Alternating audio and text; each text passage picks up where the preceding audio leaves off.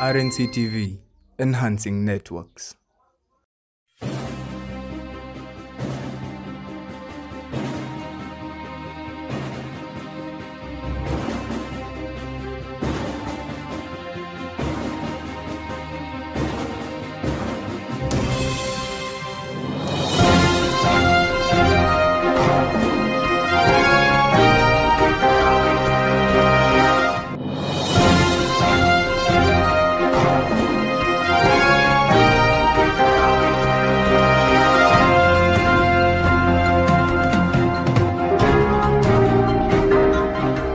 Well, a very good evening to you and welcome to Rnc News at 9. We have a lot lined up for you on the current happenings of the nation. But first, let's take a look at the highlights. UDA and Azimio finally select their running mates ahead of the set due date. Parents in Kisii complain of tough times as Form 1 students report to their various schools. Land wrangles in Kisii. What could be the reason behind the murder cases over land disputes? Motorist laments over fuel shortage crisis in Kisii County. And now on to our main story.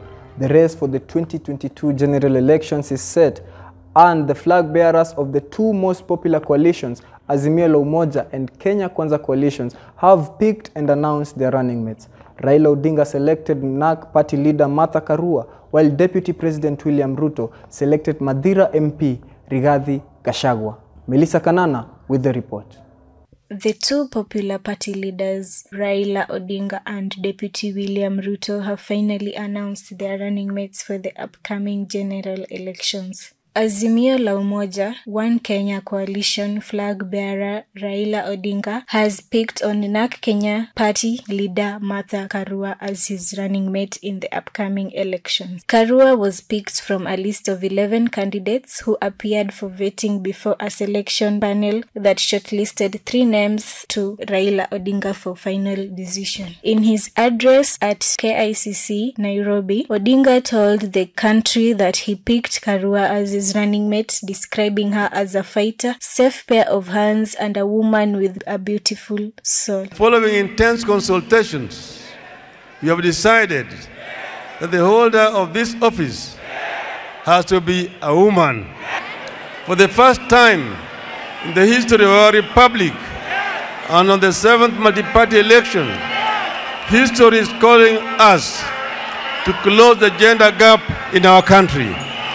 My dear Kenyans, I have the great honor to announce that I have picked as my running mate and Cabinet Secretary for Justice and Constitutional Affairs, the Honorable Martha Wangari Karua. On the other hand, Kenya Kwanza flag bearer Deputy William Ruto picked on Madira MP Rigathi Gachagua as his running mates. Announcing his running mate speaking on Sunday at his official residence in Karen, Ruto described Gachagua as an astute debater, a successful elected politician who is principled, resilient and fearless fighter for the right cause. The Deputy President under the Kenya Kwanza Alliance will coordinate constitutional commissions and independent officers in matters that require that intervention of national government, including but not limited to budget and policy frameworks for their operation. Ladies and gentlemen, that good Kenyan whom I have worked with, especially on the economic model, I present to you the Kenya Kwanza running mate candidate, my brother and friend, Rigathi Gachagua.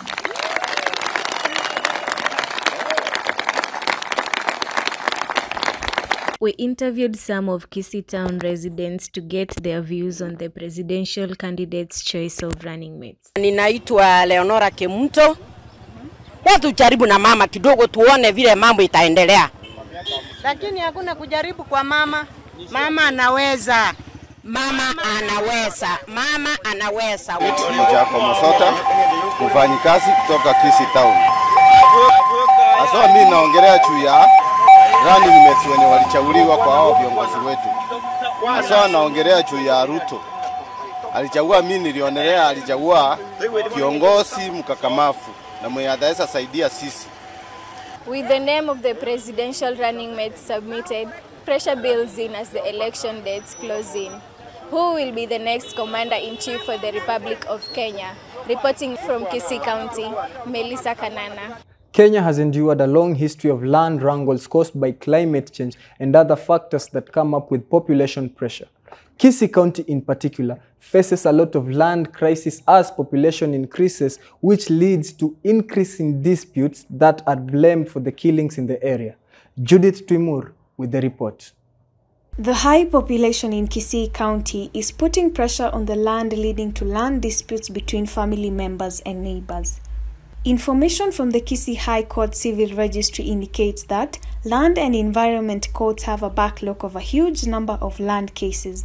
According to a story done on Daily Nation, a 32-year-old woman was killed within her compound back in 2018 and her body parts found nearly 2 months later in a sewer line near Kisii High School. Before her disappearance, the woman had filed a land case in court after she was forced to sell her own land.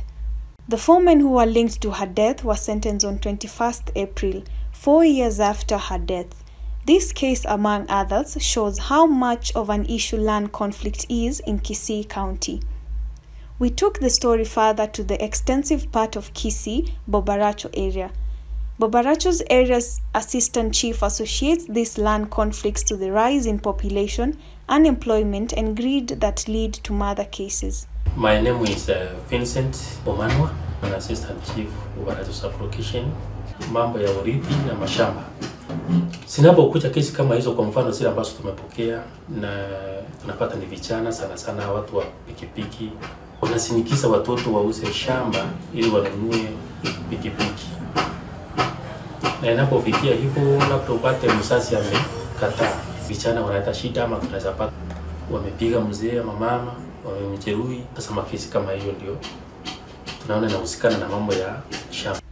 A youth boda rider confirms the assistant chief's information by attributing these wrangles to youth unemployment. According to him, these wrangles emerge when a youth wants to inherit or sell the land before it is given to them. Mzazi ndiye anaangalia kwanza. Na ukizidi sana mzazi anakupea haki yako, ukiuza ukimaliza. Baadaye unakuja kwa mzazi na ukimwambia akikataza ndio unaua mzazi. Kwa sababu mzazi wakati ulikuwa unamsema alikukataza, ukakataza, ukasiji, akakupea haki yako, ukauza yote ukamaliza. Na sasa umekumbana na shida. However, there might be some hope to reducing these killings, as Bobaracho's area's assistant chief tells us that they try as much as they can to solve these wrangles in the villages by facilitating negotiations between the fighting parties before they lead to crimes. Ile kitu tumefanya kama ofisi yetu, kesi kama hiyo inapokuja kwamba kuna mzozo wa ardhi hasa upande wa mipaka, huyu vile wanapakana na huyu hawaelewani hasa ni wapi mpaka natakiwa kuwa. Sisi upande wetu tunaenda tunaangalia, tunasikiza pande yote, tunaona kweli hii iko na mzozo, hawaelewani, hawasikizani. Lakini tukipata ni kitu ambao wanaweza sikizana iko hivi na waelewane, basi tunawaruhusu wanaelewana namna hiyo. Lakini kiona hawawezi elewana, wanakuja kwa ofisi yetu, tunawaandikia barua land registry, tuna request survey akuje kwa shamba ndio apainishe mipaka ya hao vile iko mahali natakiwa kuwa, halafu na hiyo mzozo inaisha namna hiyo. Reporting from Kisii County, Bobaracho Ward, I'm Judith Twimur, RNC TV.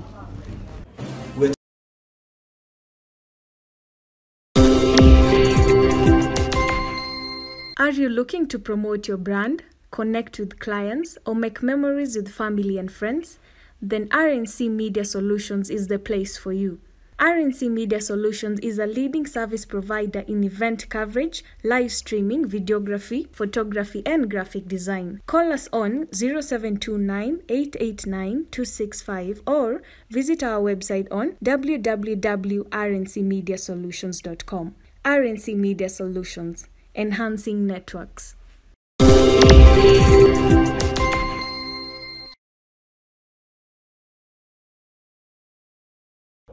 And welcome back. A 27-year-old businesswoman is facing civil charges in Kisii law courts after she allegedly stole 1.4 million worth of scratch cards.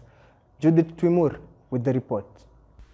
On 16th May 2022, Eliza Kerubo was arraigned in court over a theft accusation by the company she worked for as a shop attendant known as Saftel in Kisii town. Saftel Communications was subcontracted by Safaricom to sell scratch cards in Kisii. According to the DCI that was in charge of investigating the case, the accused was assigned to be picking scratch cards from the Safaricom shop and deliver them to her shop for sale. The request orders were signed after she picks the cards and the stock list entered. However, some of the orders that were picked by the accused were not entered into the stock list of Saftel.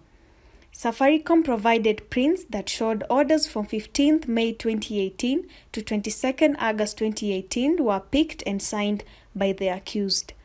According to the investigator, the orders amounting to 1.4 million shillings were never entered into Saftel company stock list.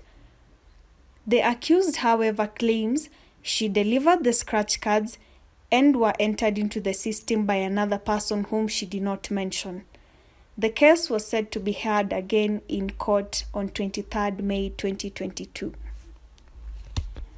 The Cabinet Secretary for Education has ordered all principals to ensure 100% transmission in their various secondary schools. However, there is a concern over the number of learners transiting in their various secondary schools, especially at a time when their parents are facing a hard economic struggle. Judith Twimur with the reports. Education CS Magoha has ordered high school principals to ensure all the students elected to join their various schools report for commencement of their secondary education. However, learners from less fortunate families in Kisii County are facing hard economic times. Nyaura Secondary Day School is one of the schools affected. According to the school principal, achieving 100% transition is a problem as parents are unable to afford the expenses that come with admission. Okay, my name is Andrew Langat, principal Nyaura Secondary School. The Form 1 admissions, last year we had 105 reported. This year the rate is slightly lower. Those who are admitted through NEMIS are 101. And those who have reported currently are 94. So we still have a shortfall of seven students. Now maybe I can attribute the slow reporting due to economic strength this season. Most of the parents do not have money. Kwa majina naitwa Boniface.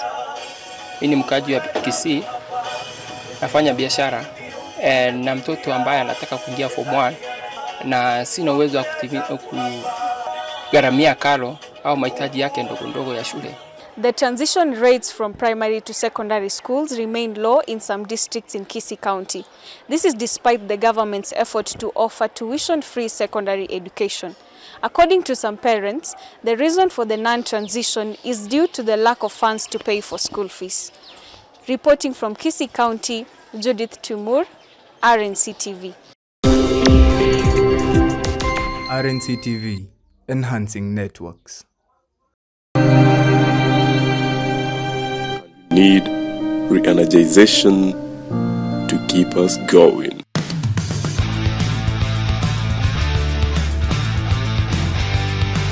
Introducing Azam energy drink containing optimum levels of caffeine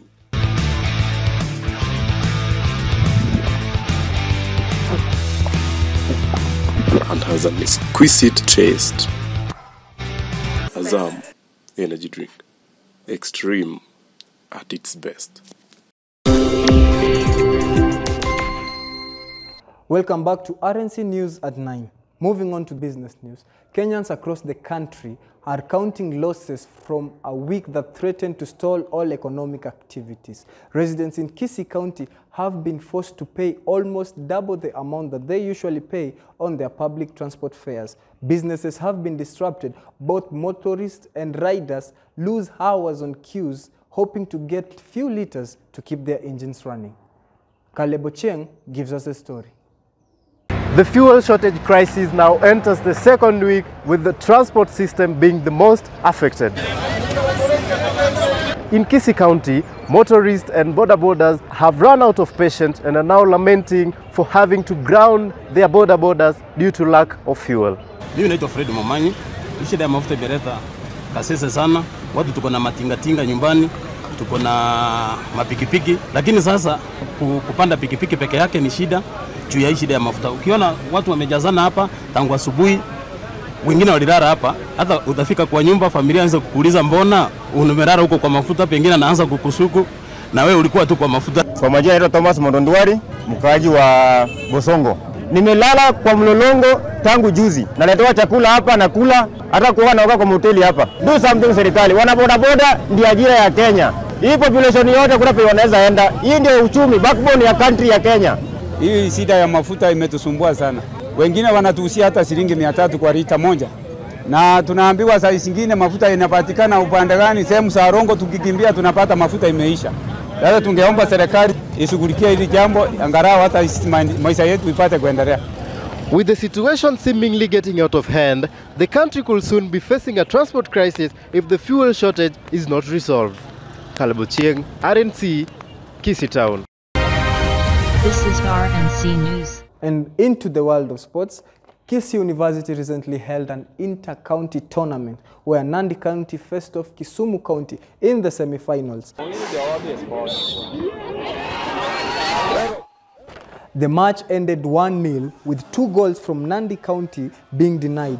Nandi County proceeds to face off Bungoma County in the finals, and the match will be held at the Kisii University's Councillors Pavilion ground. And crossing over to Europe, we had a busy week where we had 3 second-leg semi-final matches of the UEFA competitions. Jesus makes a run. Real Madrid and Manchester City met and clashed at the Estadio Bernabeu, with Real Madrid proving as to why they are known as the Kings of Europe by pulling a 3-1 comeback, scoring a spot in the final against Liverpool, who also won against Villarreal. It's unstoppable, and he's done that. Kent, good stuff. Kent! In the Europa League, Leipzig was knocked out by Rangers, who put on a fight and won with an aggregate of 3-2, while West Ham was knocked out by Frankfurt.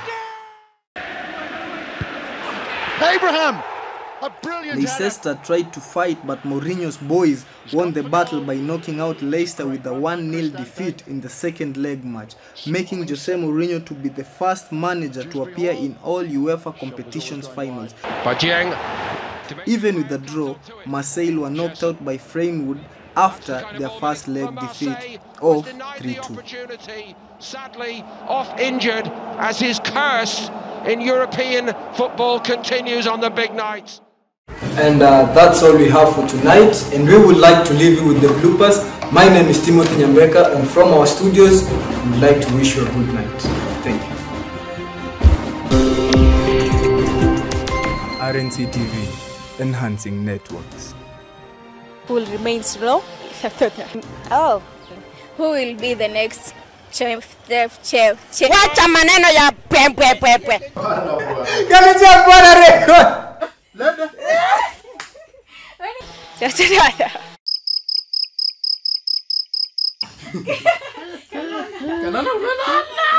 Enough.